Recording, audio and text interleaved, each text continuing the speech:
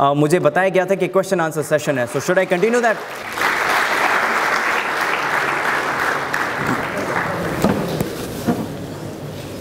What if the process of remodularization conflicts with my cultural values? Should I forsake my values for the sake of?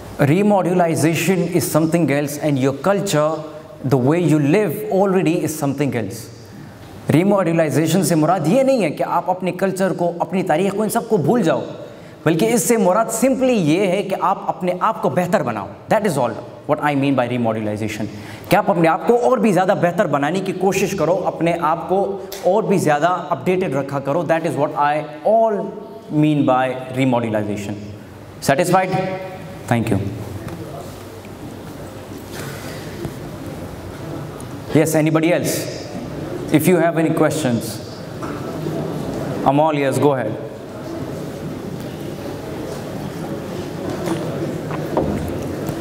Alhamdulillah. Yes, come on, anybody. I was told कि हमारे cadets जो हैं वो बहुत ज़्यादा इंतज़ार में. इनको ज़रा माइक दे दें.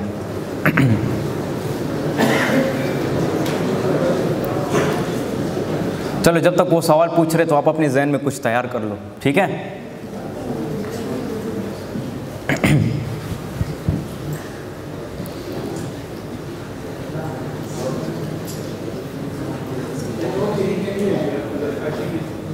Come on, leave that mic, that's not a big deal.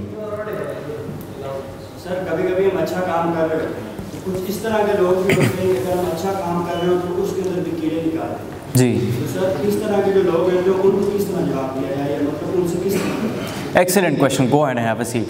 अच्छा, इन्होंने बहुत खूबसूरत सवाल किया. हम कभी कभी कोई अच्छा काम कर रहे होते हैं, कोई भी अच्छा काम, तो उसमें हमेशा ऐसे लोग ज़रूर होते हैं, और ये सही बात है, हमेशा आपकी ज़िंदगी में ऐसे लोग ज़रूर आएंगे जो आपके काम में से कीड़े निकालेंगे. ये ऐसा है, ये तुम ऐसा गलत कर रहे हो, ये काम ऐसा नहीं, ऐसा होना चाहिए, या तुम्हारा ये काम गलत है, या तुम्हारा मकसद ही गलत है, तुम्हारी नीयत ही ख़राब है. इस तरीके के लोग मैंने भी फेस किए और आप सब भी फेस करोगे अपनी ज़िंदगी में. अच्छा, जब आपको ऐसे लोग ज़िंदगी में मिले, ठीक है, आपको क्रिटिसाइज़ करें या आपके काम को क्रिटिसाइज़ करें, तो आपने सबसे पहले जहन में ये रखना है कि आपने उसकी बात को सिर्फ सुनना है. क्या करना है? सुनना है. जब आप उसकी बात को सुनते हो तो आप उसको सबसे पहले आइडेंटिफाई करो कि यार ये बात सही कर रहा है कि नहीं कर रहा. अगर वो बात सही कर रहा है और वाकई में ऐसा कुछ गलत है, तो फिर आपको क्या करना है? उस चीज़ को इम्प्रूव करना है. क्या करना है? इम्प्रूव करना. अगर इम्प्रूव नहीं कर रहा और वो अपने आप में से ऐसे ही लगा हुआ है, तो आपने उस बंदे को इग्नोर करना है. सिंपली क्या करना है? इग्नोर करना है. क्या करना है? इग्नोर करना है. फॉर एग्ज़ाम्पल, मुझे अक्सर मेरे टीचर्स कहते हैं कि अगर एक वक्त आए तुम्हारे ऊपर कोई टमाटर फेंके, बोतल फेंके, स्टेज के ऊपर तुम खड़े हो, तो तुमने उस बंदे को माइक ऑन करना है, बोलना है थैंक यू, सिंपल रख दो. ये सबसे बेहतरीन रिस्पॉन्स है. अगर आपको कोई गलत कहे, बुरा भला कहे, जो कुछ भी कहे, गलत अल्फाज इस्तेमाल करे आपके लिए, तो आपने सिंपली क्या करना है? आपने उस बंदे को कहना है थैंक यू जी, मैं इस पर ज़रूर काम करूँगा, thank you so much, that's all. क्या होगा? वो बंदा खुद ब खुद चुप हो जाएगा. हया होती है ना, वो कहेगा यार मैं इसको इतना कुछ कह रहा हूँ, ये फिर भी खामोश, आगे से कोई जवाब नहीं दे रहा, तो इसी तरीके से चुप हो जाएगा. एक दफ़ा ऐसा हुआ कि ग़ालिबन ये ज़ैनुल आबिदीन रहमतुल्लाह का किस्सा है, वाक़या है उनका, कि वो मस्जिद से नमाज़ पढ़ के बाहर निकले, तो एक शख्स थे, वो उनको बुरा भला कहने लगे कि ज़ैनुल आबिदीन तुम ऐसे हो, तुम्हारा किरदार ऐसा है, तुम ऐसी शख्सियत हो. बोलने लगा, काफ़ी बुरा भला कहा. ज़ैनुल आबिदीन उन्होंने क्या किया? उन्होंने उसका हाथ ऐसे रखे, कहा शुक्रिया, और मेरे ख्याल से उनके पास अपनी कोई चादर थी, तो वो अपनी चादर उसको तोहफे में दे दी कि ये लो, तुम्हारे लिए तोहफे में. तो बंदा बहुत हैरान हो, यार मैंने इसको इतना बुरा भला कहा, इसने आगे से कोई जवाब ही नहीं दिया, मुझे उल्टा मेरे पे एहसान करके मुझे एक चादर दे दी. वो खामोश होकर चला गया. तो ये कैरेक्टर आपको होना चाहिए कि आप उल्टा बंदे का शुक्रिया अदा करो, रिस्पॉन्स ना जनरेट करो. रिस्पॉन्स जनरेट करोगे तो उल्टा आपको नुकसान मिलेगा. कभी रिस्पॉन्स ना जनरेट करना, रिएक्ट ना करना उसकी बातों के ऊपर. Thank you, I will work on it, that's all. Understood? Thank you. Anybody else?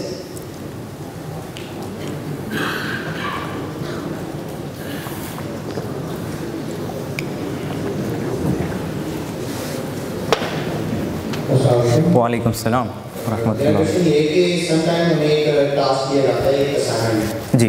तो हमें ऑप्शन दी जाती है कि do you want to do it alone जी. और विद अ ग्रुप. जी. तो what should we choose, alone और group? What should you choose, अब ये आप पे डिपेंड करता है। कुछ लोग ऐसे होते हैं जो सिट डाउन प्लीज़। कुछ लोग ऐसे होते हैं जो अपने आप के अंदर ही इतनी माहिरत रखते हैं, इतने मास्टर होते हैं कि वो किसी भी काम को परफेक्ट कर देते हैं। ऐसे लोग होते हैं कुछ जो किसी बंदे की ज़रूरत नहीं होती। लेकिन मैं आपको पर्सनली ये सजेस्ट करूँगा कि आप एज अ टीम उस काम को करो। अब एज अ टीम उस काम को करने के फ़ायदे क्या हैं? एज अ टीम उस काम को करने के फ़ायदे ये हैं कि आप किसी टास्क को जनरेट करें, आपको कोई प्रॉब्लम आती है, तो जब आप अकेले हो, कोई है नहीं आपके साथ, तो वो प्रॉब्लम किसके साथ डिस्कस करोगे आप? अगर आपकी टीम होगी, दोस्त होंगे, तो आप उसे पूछोगे यार ये प्रॉब्लम है, वो आगे से कहेगा इसका ये सोल्यूशन है, फिनिश, प्रॉब्लम ख़त्म। ठीक है, तो आई वुड पर्सनली सजेस्ट कि अगर आपको कोई ऐसी ऑप्शन मिले तो आप टीम वर्क ज़रूर चूज़ करना। टीम वर्क करोगे तो आप चीज़ को और बेहतर से बेहतर बना पाओगे। अब जिस तरीके से कंपनीज होती है जो डिवाइसेस प्रोड्यूस करती है, इनका अलग एक डिपार्टमेंट होता है और वो डिपार्टमेंट रिसर्च डिपार्टमेंट कहलाता है। क्या? Research department. अब वो रिसर्च डिपार्टमेंट क्या करती है?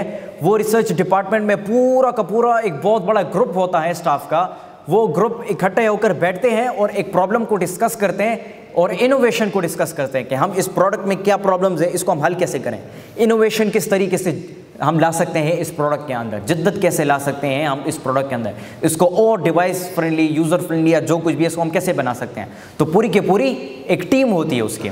तो इसी तरीके से अगर आपकी पूरी की पूरी एक टीम होगी तो आप अपने प्रॉब्लम्स को भी आइडेंटिफाई कर पाओगे और बाकी लोगों से बेहतर परफॉर्म कर पाओगे आप। Thank you so much. दूसरा सवाल ये कि मतलब अंग्रेज इधर आए हैं ना जी, तो अंग्रेज तो चले गए लेकिन उनकी जो काम है उनको फॉलो कर रहे हैं जी, हम अपने भी तौर तरीकों को फॉलो नहीं कर रहे हैं जी, इसी में लेते हैं जी। ठीक है, सिट डाउन, एक्सीलेंट क्वेश्चन। अच्छा, ये जो आपका क्वेश्चन है ये दोनों एक ही सवाल आते हैं, तो मैं इन दोनों को आपस में मर्ज कर लेता हूँ कि ज़हनी ग़ुलामी से कैसे निकल सकते हैं। और जब अंग्रेज़ों की हमारी 90 साल हुकूमत रही हमारे ऊपर, तो हमारे ऊपर इतना असर पड़ा कि आज भी उनकी जितनी भी चीज़ें हैं वो हम उसको आज भी फॉलो कर रहे हैं, हम उससे पीछे नहीं हट रहे और हम अपने तौर तरीक़ों को और अपने कल्चर को भूल चुके हैं। चलो फर्स्ट ऑफ ऑल इसी चीज़ के ऊपर बात करते हैं कि हम अपने कल्चर को क्यों भूले हैं। देखिए, जब भी एक अलग सिविलाइजेशन किसी दूसरे सिविलाइजेशन से जाकर मिलती है तो इसको कल्चरल एक्सचेंज बोलते हैं। क्या बोलते हैं? Cultural exchange. अब ये कल्चरल एक्सचेंज क्या होता है? फॉर एग्ज़ाम्पल, सुल्तान साहब जो हैं पेशावर से हैं, उनसे मेरी आज यही सुबह बात हो रही थी कि हमारे पेशावर में हिंद को स्पीकर्स होंगे। कौन से? हिंद को स्पीकर्स होंगे, लेकिन इतनी अच्छी पश्तो बोलेंगे कि आपको ऐसा लगेगा कि ये तो हिंद को स्पीकर है ही नहीं, ये तो पठान है। हिंद को स्पीकर है लेकिन पश्तो इस तरीके से बोलता है कि आपको लगता है ये पठान है। अब ये क्या हुआ? ये कल्चरल एक्सचेंज हुआ कि उसके कल्चर का असर आपके ऊपर पड़ रहा है। अब ये नॉर्मली है, ये कुदरती है, ये नेचुरल है, ये होता ज़रूर है। और जहाँ तक बात ये है कि अपनी हिस्ट्री को ही भूल दिया हम सब ने और हम जो है उन्हीं के तौर तरीक़ों पे चलने लग गए, अब ये गलत है। कल्चरल एक्सचेंज ठीक है, लेकिन ऐसा कि अपने कल्चर को भूलकर उनके कल्चर में घुस जाना और उसी को फॉलो करना, उनके फैशन को फॉलो करना, उनके कल्चर को फॉलो करना, अब ये चीज़ गलत है और ये ज़हनी ग़ुलामी यही चीज़ कहलाती है। अब इस चीज़ को हम ठीक कैसे कर सकते हैं? देखें, एक तो ऐसे ठीक होगी कि आप इनफरादी तौर पर अगर आप इस चीज़ को समझते हो कि भाई गलत है, मैं एक अमेरिका में बैठे हुए शख्स के कपड़ों के स्टाइल को क्यों फॉलो करूं? मैं अपने मुल्क के कपड़ों के स्टाइल को फॉलो क्यों नहीं करता? मैं अपने मुल्क का फैशन क्यों नहीं करता? मैं उनका फैशन क्यों करूं? अगर आप इनफरादी तौर पर अगर आप ये सोच रखते हो और आप ये समझते हो कि ये गलत है, ये नहीं करना चाहिए, so you should go ahead. सबसे पहले आपको यही करना चाहिए, ठीक है? अगर आपको ये समझ है कि ये गलत है, हम उनका कल्चर फॉलो कर रहे हैं, हमें अपना कल्चर फॉलो करना चाहिए, अगर आप ये समझते हो तो go ahead and start doing it. अगर आप खुद ब खुद करना शुरू करोगे, आपको देखकर आपके दोस्त, आपके अहबाब में जितने भी लोग उठते बैठते हैं वो सब खुद ब खुद बदलना शुरू हो जाएंगे आप सबके साथ। एक माहौल का, एक शख्स का असर होता है एनवायरनमेंट के ऊपर, ऐसा है कि नहीं है? असर होता है ना एनवायरनमेंट के ऊपर, माहौल होता है। जिस तरह हम कहते हैं कि अगर आपने जो है अगर दीन सीखना है तो आप अल्लाह वालों की सोबत में बैठो। अब अल्लाह वालों की सोबत में बैठने से क्या होगा? आप उनके तौर तरीके को देखोगे, उनकी ज़िंदगी को देखोगे और उसी तरीके से अपने अंदर चेंज लाना शुरू कर दोगे। तो सबसे पहले तो आप ये काम करना शुरू करो, ठीक है? और अगर आपका कोई दोस्त है, ठीक है, वो इस सोच में पड़ा हुआ है, अब आप चाहते हो आप उस सोच से निकालो, वो कैसे करोगे? तो सबसे पहले आप इस सोच की अच्छी पिक्चर बनाना शुरू करो। क्या करो? अच्छी तस्वीर बनाना शुरू करो। क्या करो? अच्छी तस्वीर इस सोच की बनाओ। अब हुआ क्या है हमारे साथ ये हुआ है कि इंटरनेशनल मीडिया के ऊपर हमारी पिक्चर जो है, हमारी मुल्क की पिक्चर, हमारे लुक की पिक्चर, हमारे फैशन की पिक्चर, दाढ़ी की, पगड़ी की, टोपी की, इन चीज़ों की पिक्चर जो है इंटरनेशनल मीडिया में ये गलत है, ख़राब है। अब हमने क्या करना है, हमने सबसे पहले इन तस्वीर को दुरुस्त करना है। लोग दाढ़ी, पगड़ी, टोपी को गलत समझते हैं, हमने लोगों की उस सोच को मिटाकर उसको अच्छी सोच बनानी है।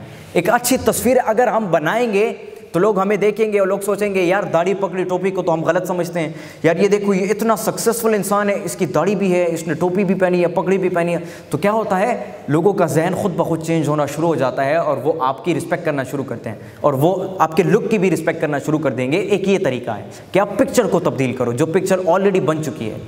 अगर आप इनफरादी तौर पर भी करते हो और फिर पिक्चर को भी तब्दील करते हो तो इससे बहुत बड़े लेवल के ऊपर असर पड़ेगा।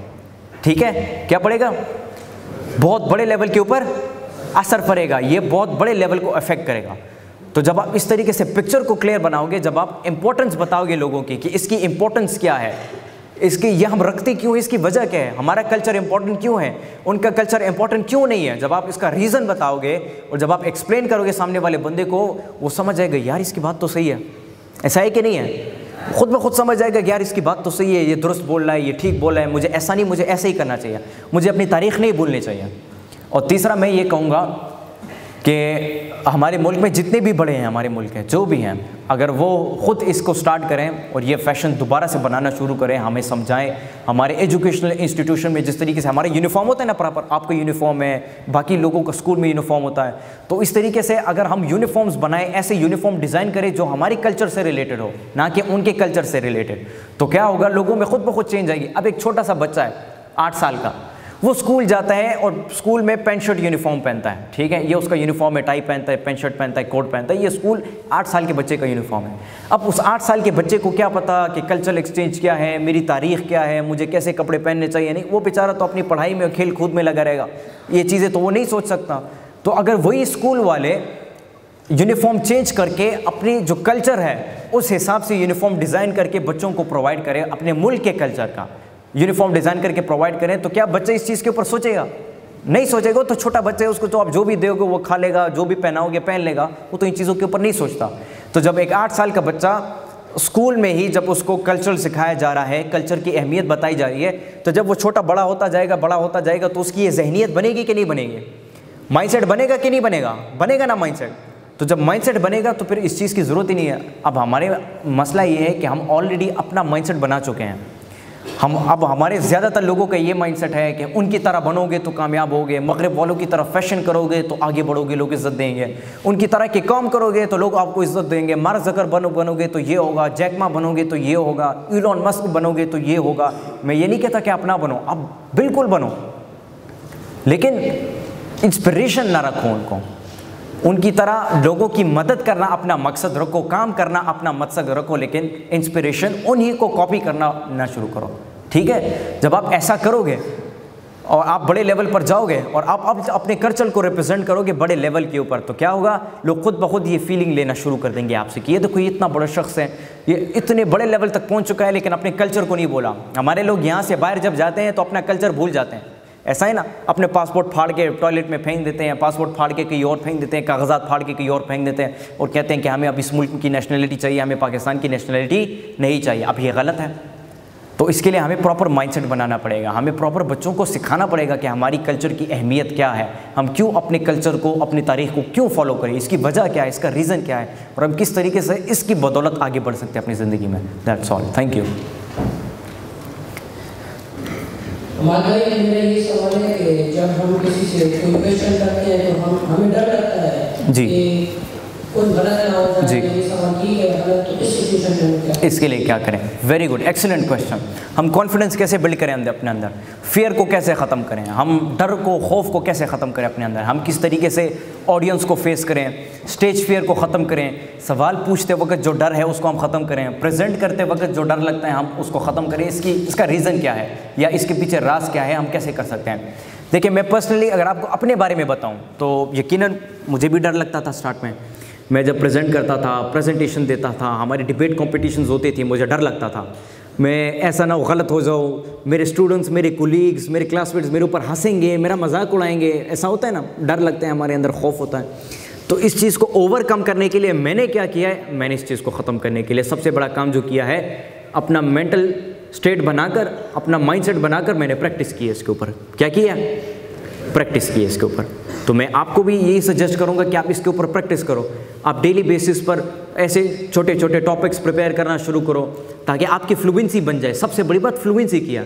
जब आप फ्लुएंट हो जाओगे बात करते वक्त तो फिर आपके दिल में कोई डर नहीं रहेगा, कोई खौफ नहीं रहेगा, चाहे जो भी बैठा हो आप सबके सामने, दिल के अंदर कोई डर कोई खौफ नहीं रहेगा। तो practice is the best solution for this. अगर आप प्रैक्टिस करोगे, अब प्रैक्टिस क्या, सबसे पहले अकेले में बैठ के प्रैक्टिस करना शुरू करो, अपने साथ प्रैक्टिस करो, फिर अपने दोस्तों को बिठाओ, उनके साथ प्रैक्टिस करना शुरू करो, ठीक है, उनके सामने प्रेजेंट करना शुरू करो, फिर अपने क्लासरूम में अपने टीचर से रिक्वेस्ट करो कि वो आपको एक अपॉर्चुनिटी दे किसी एक टॉपिक के ऊपर बात करने की, आप उसमें प्रेजेंट करो। और कल जब हम ये जितने भी हाउसेज़ हैं वहाँ का जब विज़िट करे तो कैप्टन साहब ने मुझे कॉमन रूम भी दिखाया। वो मुझे सुल्तान साहब ने बताया कि इन कॉमन रूम में जो है हम बच्चों की कंपटीशन कराते हैं आपस में। तो मैं बड़ा खुश हुआ। फिर मैं यही सोचने लग गया, मेरे जहन में ये था कि माशाल्लाह यहाँ के बच्चे तो वेरी कॉन्फिडेंट होंगे, बहुत ज़्यादा, उनकी बोलने की सलाहियत सब कुछ कॉन्फिडेंट बहुत ज़्यादा बेहतरीन होगी। और ऐसा ही है, यकीनन इसमें कोई शक नहीं है। तो जब मुझे वो जगह दिखी तो मैं बहुत ज़्यादा खुश हुआ। और फिर मुझे इन्होंने ये भी बताया कि डेली बेसिस पर मेरे ख्याल से 40 to 45 मिनट्स आप सब लोग कॉमन रूम में स्पेंड करते हो, ऐसा है? तो डेली बेसिस पर अगर आप स्पेंड करते हो तो आपके सामने डाइस मौजूद है कॉमन रूम में, वहाँ पे खड़े हो जाओ, वहाँ पे प्रेजेंट करना शुरू करो। बेहतरीन अपॉर्चुनिटी है आपके पास। जब आप प्रैक्टिस करना शुरू करोगे, करते रहोगे, एक वक्त ऐसा आएगा कि आप जहाँ कहीं भी खड़े हो जाओ, कितने लाखों लोग क्यों ना हो, आप सबके सामने आपको कभी डर नहीं लगेगा। That is all. और दूसरी बात, प्रैक्टिस के बाद मैं ये कहूँगा कि आपके पास इन्फॉर्मेशन होनी चाहिए, नॉलेज होनी चाहिए जिस चीज़ के ऊपर आप बात करोगे। क्योंकि अक्सर हम डरे हुए इतने होते हैं कि हम इन्फॉर्मेशन और वो नॉलेज ही भूल जाते हैं, अपने जहन से सारी बात ही निकल जाती है। तो अगर हमारे पास ढेर होगा नॉलेज का, इन्फॉर्मेशन का ढेर होगा, ख़जाना होगा हमारे पास, तो हमारे जहन में वो चीज़ खुद ब खुद आती जाएगी, हम खुद ब खुद रवानी से बोलते जाएंगे, कोई मसला नहीं होगा हमें। Thank you so much. Yes, as earlier you talked about Khudi, and you also call the creation of Pakistan as a success. So if we turn the pages of history since 1192 up till 1857, we were the ruler of the big subcontinent. So why are now we so narrow-minded that we are calling this the creation of Pakistan is a success? जी, okay, that's an excellent question. देखिए, जिस तरह मैंने जोड़ों का बताया ना आप सबको कि हर एक चीज़ जोड़ों में बनी है, हर एक चीज़ का एक ऑपोजिट ज़रूर मौजूद होगा, चाहे जो भी है, सिवाय अल्लाह के सिवा जो कुछ भी है इस कायनात में उस सब का जोड़ा मौजूद है। तो जब हम 800 साल तक 900 साल तक हमने इस दुनिया में हुकूमत की तो इसका जोड़ा क्या होगा? कम ऑन, इसका ऑपोजिट क्या होगा? कामयाबी का ऑपोजिट क्या है? ज़वाल है कि नहीं है? नाकामी है कि नहीं है? रोशनी के ऑपोजिट क्या है? तारीकी है कि नहीं है कि नहीं है? तो जब ये इसका ऑपोजिट है और जब ये नेचुरल है तो ये तो होके रहेगा। हमने 800 साल 900 साल हुकूमत की, इसका ऑपोजिट क्या होगा? इसका ऑपोजिट ये है कि हम एक वक्त ऐसा भी आएगा कि हम नाकाम होके गिर जाएंगे, हम टुकड़ों में तकसीम हो जाएंगे, हमारे अंदर वो यूनिटी नहीं रहेगी जो यूनिटी हमारे अंदर पहले मौजूद थी। और आजकल ऐसा ही हो रहा है। अभी हमने दोबारा क्या करना होगा? अभी हमने सबसे पहले उस राज को जानना होगा, ये किस वजह से, वो क्या ताकत थी जिसकी वजह से वो लोग इतने कामयाब हुए। 900 साल तक हुकूमत की, 800 साल तक हुकूमत की, 1000 साल तक हुकूमत की, जितनी भी की, ये किस तरह उन्होंने की, इसके पीछे राज क्या था। उस रीज़न को हम पकड़ें तो हमें क्या मिलता है? हमें आपस में यूनिटी मिलती है। क्या मिलती है? यूनिटी मिलती है। हमें अच्छे अखलाक मिलते हैं, हमें एक दूसरे के बारे में अच्छा सोचना मिलता है। और सबसे बड़ी बात, हमें अल्लाह मिलते हैं कि हम अल्लाह को फॉलो करें, अल्लाह के अहकामात को फॉलो करें, कभी रद्द ना करें उनके किसी भी अहकाम को। तो जब हम इसी तरीके से दोबारा यकसा होकर, एक होकर जब करने लगेंगे, जिस तरह अल्लामा इकबाल कहा करते थे कि एक होंगे मुस्लिम हरम की पासबानी के लिए नील के साहिल से लेकर ताबखा के काशगर तक। तो नील के साहिल से लेकर ताबखात के काशगर, उस इलाके तक के जितने भी मुसलमान हैं, अगर ये यूनाइटेड हो जाएं आपस में तो फिर आपको कौन रोक सकता है दुनिया पर हुकूमत करने से? कौन आपको रोक सकता है? कोई नहीं रोक सकता आपको। आप फिर खिलाफत बिल्ड कर सकते हो अपना, उसी खिलाफत की जिसकी अल्लामा इकबाल भी बात करते थे, जिसकी सब जितने भी वली हैं वो सब जिसकी बात करते थे। That is all. अब पाकिस्तान के हम इतनी तारीफ़ क्यों करते हैं, जी पाकिस्तान ऐसा, पाकिस्तान वैसा, पाकिस्तान ने ये किया, पाकिस्तान ने वो किया। इसके पीछे वजह ये है कि पाकिस्तान को हमने ला इलाहा इल्लल्लाह की बुनियाद पर बनाया था, that there is no one worthy to be worship except for Allah. तभी हम पाकिस्तान की तारीफ़ सबसे ज़्यादा करते हैं, तभी हम पूरी मुस्लिम वर्ल्ड में सबसे ज़्यादा इज़्ज़त हम पाकिस्तान को देते हैं। अपने मुल्क पर हम अपनी जान निछावर करने के लिए तैयार हैं, हम अपने जान को खोने के लिए तैयार हैं, अपने मुल्क के लिए, अपने मुल्क के लोगों के लिए। This is the reason for that कि पाकिस्तान इस बुनियाद के ऊपर पड़ा था। पूरी दुनिया में याद रखें, जितनी भी तारीख़ है इंसानों की, लिखी हुई है चाहे लिखी हुई नहीं है, जितनी भी तारीख़ है, उस पूरी तारीख़ में सिर्फ 2 ऐसे सल्तनत या ऐसे मैं कहूँगा 2 ऐसे ममालिक बने हैं जो एक मकसद के ऊपर बने हैं, जो एक नज़रिए के ऊपर बने हैं, आइडियोलॉजी के ऊपर बने हैं। सबसे पहला पाकिस्तान, उसके बाद जो दूसरा बना that is the state of Israel. ये 2 ऐसे स्टेट्स हैं कि जिनको एक नज़रिए की बुनियाद पर बनाया गया। पाकिस्तान का नज़रिया क्या है? ला इलाहा इल्लल्लाह, ये पाकिस्तान का नज़रिया है। इस वजह से पाकिस्तान अहमियत ज़्यादा है। हम पाकिस्तान की तारीफ़ करते हैं, हम ये कहते हैं कि आप पाकिस्तान की अच्छी तस्वीर दुनिया को दिखाओ, पाकिस्तान की इज़्ज़त करो, पाकिस्तान को का नाम पूरी दुनिया में फैला दो, या पाकिस्तान के लिए ये करो, पाकिस्तान के लिए ये कुर्बानी दो। हम इसलिए इस चीज़ को ज़्यादा इंपॉर्टेंस दे रहे हैं, और इसकी वजह यही है क्योंकि ये बना ही ला इलाहा इल्लल्लाह की बुनियाद पर है। तो जो चीज़ बनी ही इस बुनियाद पर है, तो क्या हम उस चीज़ को इंपॉर्टेंस नहीं देंगे? तो फिर हम और क्या करेंगे उसके साथ? जब इस मुल्क की नज़रियाती जड़ ही वही है, तो ये चीज़ फिर ये मुल्क फिर किसी और चीज़ के बुनियाद पर तरक्की नहीं करेगा, बल्कि इसी बुनियाद पर तरक्की करेगा जिस नज़रिए से इसको बनाया गया था। हम सब उस नज़रिए को खो चुके हैं, हम वो नज़रिया भूल चुके हैं। अगर हम पाकिस्तान से इसी नज़रियाती जड़ों को निकाल दें तो क्या पाकिस्तान बचेगा? एवरीबॉडी, क्या पाकिस्तान बचेगा? क्या सिंधी, बलोची, पठान और पंजाबी आपस में नहीं लड़ेंगे? फिर लड़ेंगे ना। अभी हम क्यों यूनाइटेड होकर रह रहे हैं? उसकी वजह है कि इस मुल्क को हमने इस बुनियाद पर बनाया था। समझ आ रही मेरी बात आपको? Thank you so much. Yes,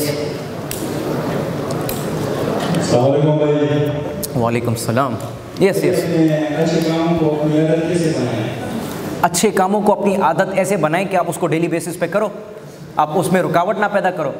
हम अक्सर किसी काम को शुरू करते हैं, बीच में रुकावट लाते हैं। हाँ, ऐसा है कि नहीं है? कोई भी काम शुरू करो, बीच में रुकावट आ जाती है, रोक देते हैं उसका। 1 दिन किया, 2 दिन किया, वो पश्तो में हम कहते हैं ना दादा द्वद्रे और जज्बा हुआ नोड़ा ज़्यादा पकी से निश्ता। तो ये इसी तरीके से 2-3 दिन का जज्बा होता है और कुछ नहीं होता, वो रोक देते हैं हम उस काम को। और जिस दिन हमने उस काम को रोक दिया तो फिर ये हमारी ये आदत बन जाती है कि हम कोई भी काम शुरू करते हैं तो बीच में छोड़ देते हैं। पढ़ाई शुरू की, बीच में छोड़ दी। हाँ, आप पर्सनल स्टडी करते हो, घर में बैठे हो, किताब सामने है, आप काम कर रहे हो, इतने अच्छे तो नहीं हो कि आप काम ही करते रहो। बीच में मोबाइल उठाओगे, इंस्टाग्राम खोलोगे, यूट्यूब पे जाओगे, टिकटॉक खोलोगे, कुछ ना कुछ तो करोगे बीच में। तो ये जो तसलसल बीच में हम रोक देते हैं, इस चीज़ की वजह से वो आदत नहीं बनती हमारी, हैबिट नहीं बनती हमारी। तो अगर हम डेली बेसिस पर उस काम को करना शुरू करें और तसलसल जारी रखें, कंटिन्यूटी जारी रखें, जिस तरह मैंने नेचर की बात की, उसमें कंटिन्यूटी होती है, तभी जाके वो कामयाब होते हैं। तो जब हम कंटिन्यूटी रखेंगे अपने काम के अंदर तो अल्टीमेटली वो हमारी आदत बन जाएगी, और आदत बन के भी उसमें कंटिन्यूटी रही तो वो हमारी नेचर बन जाएगी। And nature is something that can never be change, remember that. Thank you. इन भाई को ज़रा पूछने दे पहले, इन भाई को पूछने। वालेकुम सलाम। भाई अटेंडेंस केस की बात की थी, जब मैं फर्स्ट डायरी लिखता हूँ तो मेरे जीवन में रट रहता है, तो उसको इम्प्रूव कैसे किया जाए? क्या नहीं करते आप? जब मैं लिखता हूँ, राइटिंग करता हूँ, जी, रट कायम रहता। अच्छा, तो बिल्कुल। I understood it, thank you so much. अच्छा, आप किस लैंग्वेज में राइट करते हो, उर्दू या इंग्लिश? उर्दू में। आपके उर्दू के टीचर्स मौजूद हैं? मौजूद हैं कि नहीं है? लिखारी हैं वो, उर्दू के टीचर हैं, ज़ाहिरी बात है बहुत अच्छे लिखते होंगे, ऐसा है कि नहीं है? उर्दू के टीचर हो, ठीक है, उन्होंने लिटरेचर पढ़ा हो और वो इस काबिल ना हो कि वो आपके लिए अच्छा लिख के दें, ऐसा तो कभी हो नहीं सकता। तो आपके पास टीचर्स ऑलरेडी मौजूद हैं, आप उनसे पूछो कि मैं लिख रहा हूँ तो मेरे लिखने के अंदर तसलसल नहीं है, मैं इसमें क्या करूँ? मैं फ्लो ऑफ थॉट्स में कंटिन्यू नहीं कर सकता, उसमें क्या करूँ? दे आर ऑलरेडी एक्सपर्ट, मुझसे ज़्यादा एक्सपर्ट है। मैंने तो उर्दू को अभी तक एज अ सब्जेक्ट पढ़ा है सिर्फ, ठीक है। उन्होंने तो उर्दू को अपना पैशन बना के उसको पढ़ा है, अपना मकसद उसको बना के पढ़ा है, अपना इश्क उसको बना के पढ़ा है। तो अगर आप उनसे पूछोगे वो आपको बेहतर समझा पाएंगे। Thank you. Yes please go ahead. वालेकुम सलाम। मेरा क्वेश्चन आपसे ये है कि हमारा ये बस बचपन से माइंडसेट बना हुआ है कि हमें डॉक्टर बनना है, इंजीनियर बनना है, प्रोफेशनल बनना है। तो उसके अलावा भी काफ़ी सारे प्रोफेशन हैं, जैसे अगर हम आपकी लाइफ को फॉर एग्जाम्पल रखें तो आप मोटिवेशनल स्पीकर बन गए, तो आपको कोई मोटिवेशन मिली चीज़ में या आपका पहले से माइंडसेट था कि आपने मोटिवेशनल स्पीकर ही बनना है? Thank you. देखिए, कोई भी काम होता है, कोई भी काम होता है, उस काम के पीछे कोई ना कोई रीज़न ज़रूर होता है। ऐसा है कि नहीं है? कोई ना कोई ऐसी मोटिवेशन होती है जिसकी बुनियाद पर वो काम हो जाता है, वो तकमील पर पहुंच जाता है। ऐसा है कि नहीं है? ऐसा है कि नहीं है? अगर आप पढ़ रहे हो तो आपके पढ़ने में अंदर ये जो जज्बा है, आप डेली बेसिस पर पढ़ रहे हो, अपनी क्लासेस ज्वाइन कर रहे हो, अपनी एक्सरसाइज कर रहे हो, आपका 70 to 18 आवर्स आपका पूरा का पूरा स्केड्यूल है, आप डेली बेसिस पर इसको कर रहे हो। इसको करने के पीछे एक मोटिवेशन है कि नहीं है? है कि नहीं है? कि नहीं कोई मोटिवेशन नहीं, आप बस ऐसे ही पढ़ रहे हो, ऐसे ही दिन ज़ाया कर रहे हो। ऐसा तो नहीं है ना कि आप अपना वक्त ज़ाया कर रहे हो। कोई ना कोई मकसद ज़रूर है इसके पीछे जो आप कर रहे हो। तो हर चीज़ के, हर काम के पीछे एक मकसद ज़रूर होता है, ठीक है। अब मुझसे अगर आप पूछ लें, आपने मुझसे पूछा कि आप मोटिवेशनल स्पीकर हो, सबसे पहले तो मैं ये क्लियर कर दूं कि मोटिवेशनल स्पीकर बनना मेरा मकसद नहीं है, मेरा मकसद कुछ और है। लेकिन मोटिवेशनल स्पीकर बनना सिर्फ एक सीढ़ी है उस तक पहुंचने के लिए। This is just my practice, कि मैं अपने आप को बेहतर बना सकूं, अपनी बातों को बेहतर बना सकूं, अपने फ्लो ऑफ थॉट्स को मैं बेहतर डिज़ाइन कर सकूं। क्योंकि मेरा अभी भी वो लेवल नहीं है जिस तक मैं पहुंचना चाहता हूं, जिस इम्प्रूवमेंट तक मैं पहुंचना चाहता हूं उस तक मैं अभी भी नहीं पहुंचा। मैं चाहता हूँ कि मैं और भी अपने आप को इम्प्रूव करूँ। तो मेरा ये बनने का मकसद या ये बनने की मोटिवेशन मुझे किसने दी? ये मोटिवेशन मुझे मेरे टीचर्स ने दी, ये मोटिवेशन मुझे मेरे पेरेंट्स ने दी। और यही दो वो लोग हैं जो आपके साथ डेली बेसिस पर होते हैं, जो आपके माहौल में असर डालते हैं। ये वो लोग हैं। आपके टीचर्स आपके माहौल को इफ़ेक्ट करते हैं कि नहीं करते हैं? असर होता है ना उनका आपकी ज़िंदगी के ऊपर।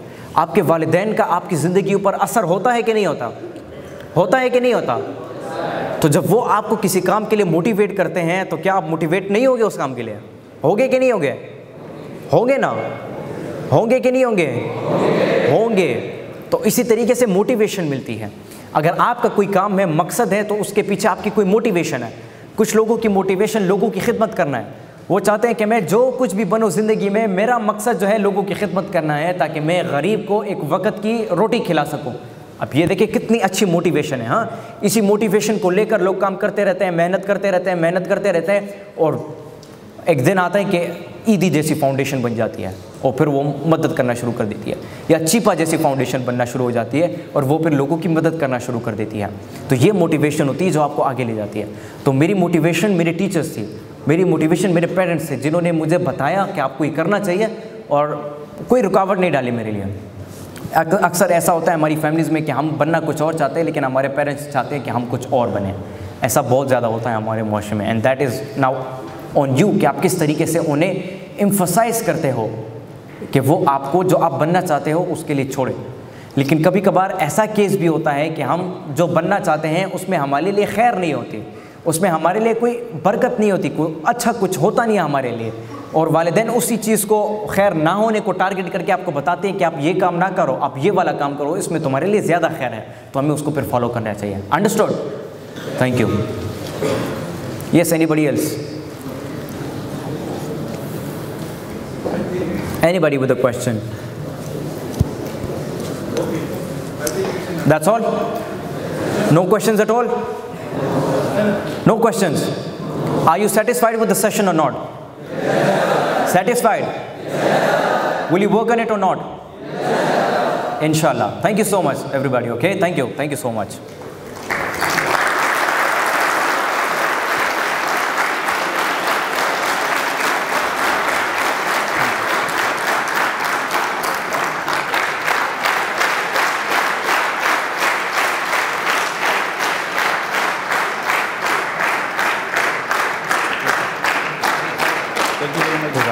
Thank you so much. It was a wonderful speech. Thank you so much. Thank you so much.